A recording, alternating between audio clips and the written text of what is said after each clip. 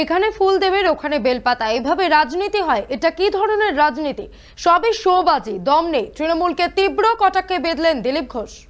দেখুন, যাদেরকে বেশি গালাগালি দিত, টিএমসি সমালোচনা করত, এমন পরিস্থিতি তাদের পায়ে গিয়ে পড়তে হচ্ছে। নির্বাচন কমিশন নাকি বিজেপির দালাল, তো সকাল বিকাল নির্বাচন কমিশন।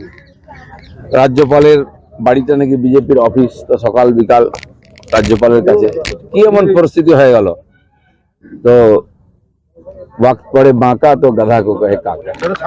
সময় খারাপ হয়েছে আজকে টিএমসির।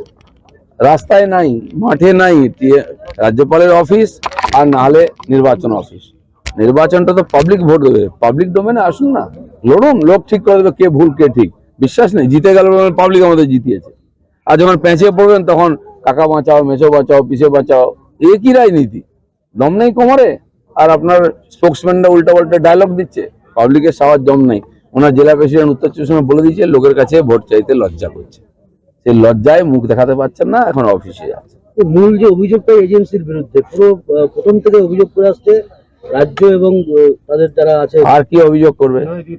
এজেন্সি যেখানে যাচ্ছে কি নিয়ে আসছে দেখুন আপনি, ডকুমেন্ট, টাকা পয়সা, সোনা দানা, তো এগুলো কি তাদের বাড়িতে কেউ রেখে গেছে? পাবলিক দেখছে না কেউ, তাই পাবলিক জানে বলে পাবলিক কাছে যেতে পারছে না। এজেন্সিকে গালাগালি দিয়ে কোনো লাভ নেই। এজেন্সি তার কাজ করছে, আর ঠিক কাজ করছে, এটাই হওয়া উচিত। এখানে ফুল দেবেন, ওখানে বেলপাতা দেবেন, এই করে নির্বাচন লড়া যায়? তার জন্য কোর্ট আছে, কাছারি আছে, ব্যবস্থা আছে, চিঠি লিখুন, হয়ে যাবে। এ সবই শোবাজি হচ্ছে, ওনারা জানেন কিছুই নাই, সব ফাঁকা, টাই ফিস। তাই এসব মাইলেজ নেওয়ার জন্য মিডিয়াতে এসব বলে বেড়াচ্ছে।